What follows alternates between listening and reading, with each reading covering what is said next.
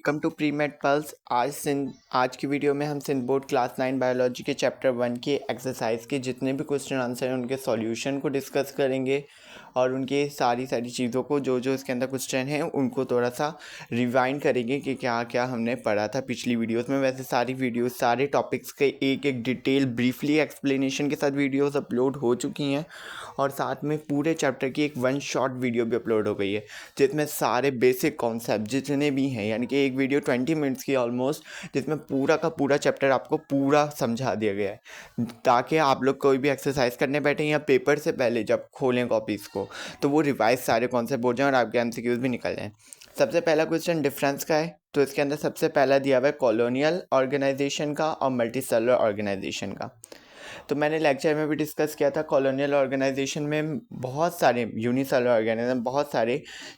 Organism एक colony बनाकर रहते हैं, तो वो कहलाता है कॉलोनियल ऑर्गेनाइजेशन। और मल्टी सेलुलर में बहुत सारे सेल आपस में टिश्यू बनाते हैं, फिर ऑर्गन बनाते हैं, ऑर्गन सिस्टम बना के रहते हैं। यानी मल्टी सेलुलर ऑर्गेनाइजेशंस के पास पूरा एक वेल डेवलप्ड सिस्टम होता है।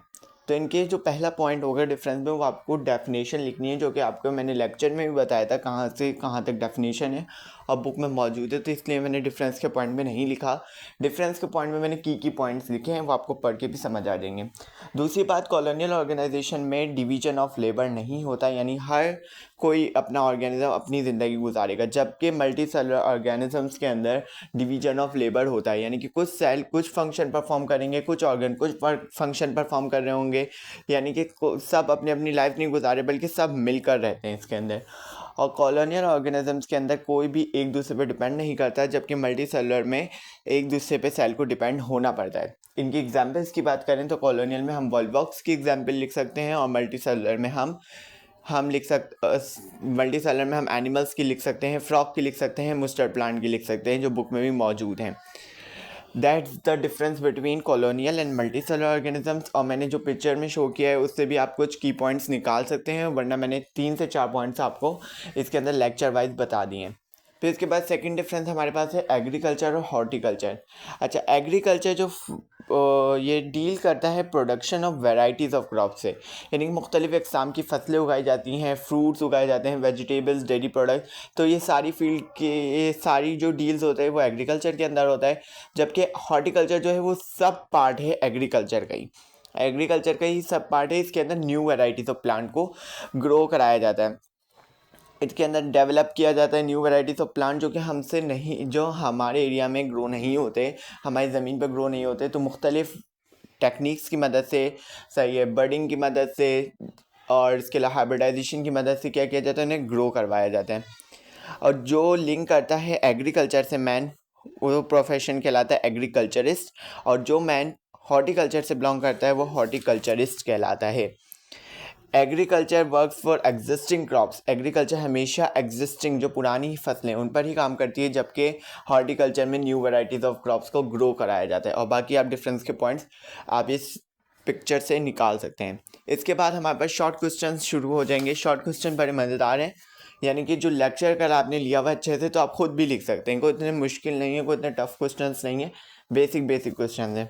Why subject biology is named as multi dimensional subject. अच्छा, बायोलॉजी को मल्टी डायमेंशनल सब्जेक्ट क्यों कहा जाता है, या इसको इंटरडिसिप्लिनरी सब्जेक्ट भी कहा जाता है, मल्टीटास्किंग सब्जेक्ट भी कहा जाता है, क्यों कहा जाता है?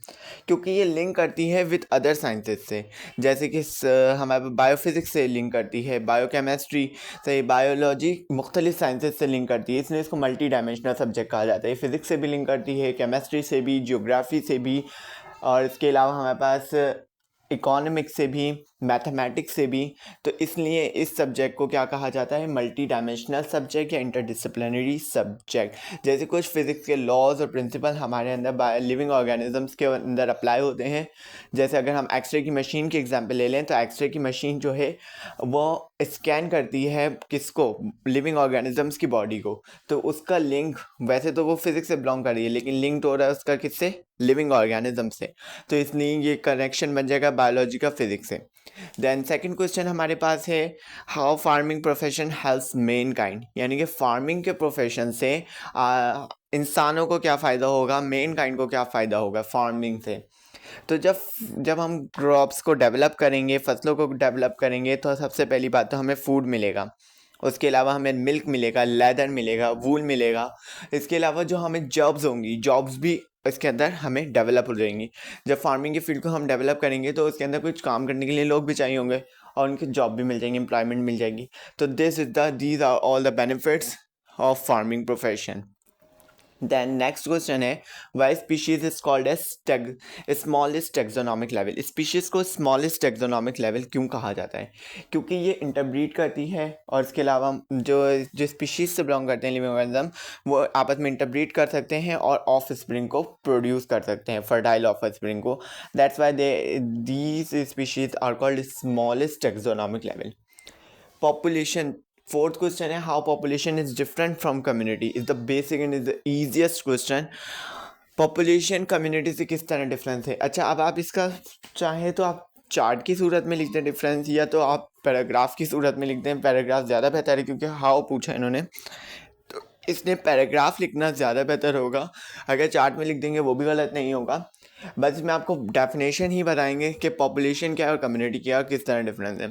पॉपुलेशन में सेम स्पीशीज़ एक स्पेसिफिक हैबिटाट में रहते हैं, जबकि कम्युनिटी में डिफरेंट स्पीशीज़ यानी कि सारे स्पीशीज़ उस एरिया के एक हैबिटाट में रह रहे हैं, तो मुख्तलिफ स्पीशीज़ आपस में मिलकर रहें तो वो कहलाएगी कम्युनिटी।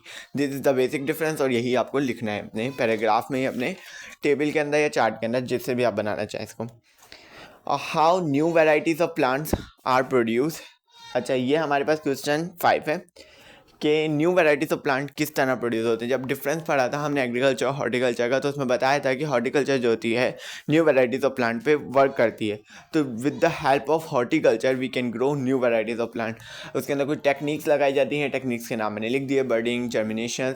अच्छा, इसके अलावा हाइब्रिडाइजेशन की मदद से भी हम लोग क्रॉसिंग करके भी न्यू वैराइटीज़ के प्लांट को डेवलप कर सकते हैं।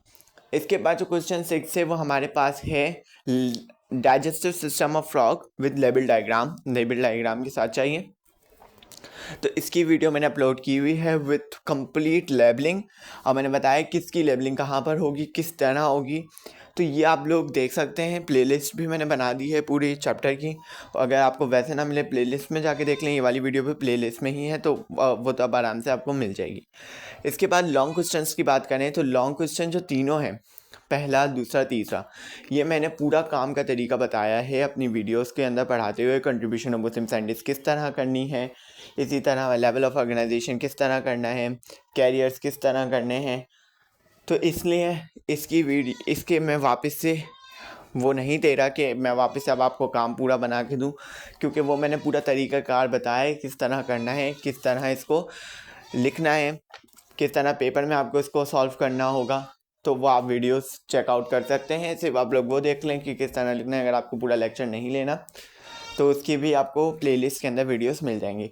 और अगर कोई भी पॉइंट आपको समझ ना आ रहा हो, मुझे कमेंट में ड्रॉप कर दें, I will respond it as soon as possible.